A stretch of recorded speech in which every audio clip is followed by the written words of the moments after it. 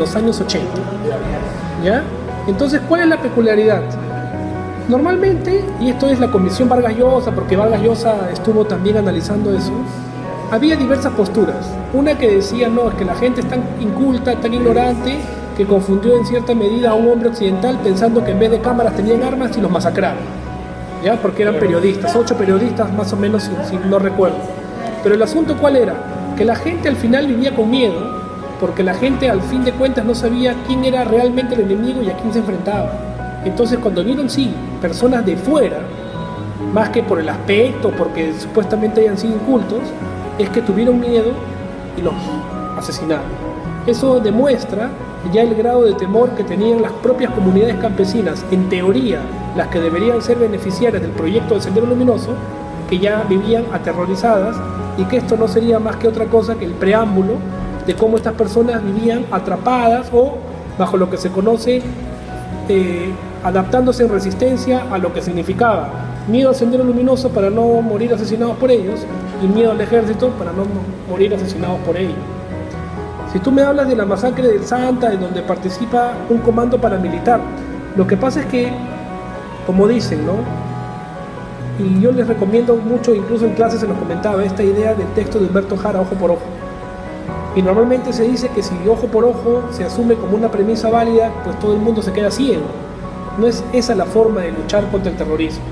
Entonces, si alguien terrorista abusa los derechos humanos, pues no es la misma forma, o no es la forma combatir con ellos devolviéndoles ese mismo hecho, ¿no? Entonces, no se justifica, por más de que se luche con el terrorismo, de que la violencia se reprima con mucha mayor violencia aún, porque eso al final genera una espiral de violencia, que es la misma que genera Fujimori. Por eso el aporte del GEIN en ser más inteligentes literalmente y socavar a Sendero Luminoso, sabiendo que era como un movimiento muy religioso y casi mesiánico, cortándole la cabeza. ¿Ya? Ahora, ¿se violaron derechos humanos? Sí, se violaron derechos humanos tanto por parte de Sendero Luminoso, más que del MRTA, sobre todo Sendero Luminoso, y por parte del Estado. No te olvides, el 54% de muertes es producto del terrorismo, pero el otro porcentaje es producto del Estado. El Estado también viola derechos humanos, y el Estado, para algunos incluso, es un Estado que ejecuta terror. El asunto es que yo no voy a esperar de los terroristas que pidan perdón, pero sí debería esperar por parte del Estado que en algún momento pida perdón porque abusó de los derechos humanos.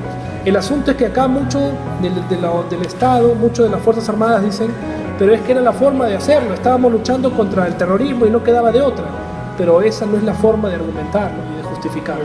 En este caso, los dos, la desigualdad de intención de cierta forma, ¿no? Porque nosotros vimos de que Sendero Luminoso surge en Ayacucho, no es producto de la casualidad, porque Ayacucho era la zona, o una de las zonas junto a Huancavelica y Abancay más pobres. Entonces, que surge en Ayacucho demuestra que surge dentro de una población, porque muchos de ellos van a asumir esas ideas como ciertas. Una ideología tiene un caldo de cultivo y se asienta, donde para muchas personas sirve como explicación de lo que están viviendo, y para muchas personas pobres, sometidas a lo que nosotros hemos conversado, es parte de una violencia estructural, vieron esto como la única salida, y lamentablemente el Estado al final tiene que asumir parte de culpa.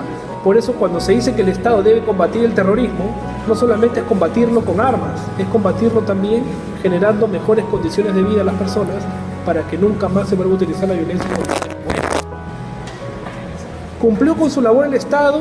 Bueno, si uno lo ve estrictamente frío y pragmático, sí, pero la cosa es que el fin no justifica los medios. Entonces, al final de cuentas, el Estado cumplió con su labor de, entre comillas, pacificar el país, porque no lo ha hecho del todo, pero la cosa no es hacerlo como dé lugar. Entonces, felizmente, se capturó antes a Ismael Guzmán, y con esto se desmanteló a Sendero. Pero otra hubiera sido la cosa si tal vez hubiera habido una escalada, como te comenté, de mayor violencia. Las instituciones públicas, ¿a qué te refieres con instituciones públicas específicamente? De repente... En parte sería el gobierno, y si se formaron nuevas instituciones que buscaran controlar actos como el terrorismo o como la formación de grupos como el Grupo Paulina. Bueno, supuestamente se le dio más énfasis y mayor importancia a lo que es el respeto de los derechos humanos. Aparece la Comisión de la Verdad como una institución que incluso iba a publicar un texto, porque en toda sociedad donde ha habido violencia siempre se ha intentado analizar los motivos por el cual surge esta violencia, analizar lo que se tendría que hacer para que no vuelva a surgir nuevamente, pero muchas instituciones sí, en realidad empezaron a preocuparse más de lo que sucedió, pero lamentablemente a veces muy tarde, ¿no? Porque no olvidemos que en el caso de Sendero Luminoso específicamente, la gente empieza a tomar conciencia de que algo pasa solamente cuando en Miraflores y cuando en Lima muere gente, cuando eso ya venía sucediendo muchos años atrás. Entonces, así como la gente ha tomado un poco más de conciencia de lo que implica la violencia, debería tomar mucho más conciencia aún de aquellas condiciones que permiten que se origine. Si nadie quiere la violencia, no basta solamente con combatirla directamente, sino hay que combatir las causas que generan que alguien pueda utilizarla como forma de cambio social. ¿Ya? Ya, muchas Listo. gracias.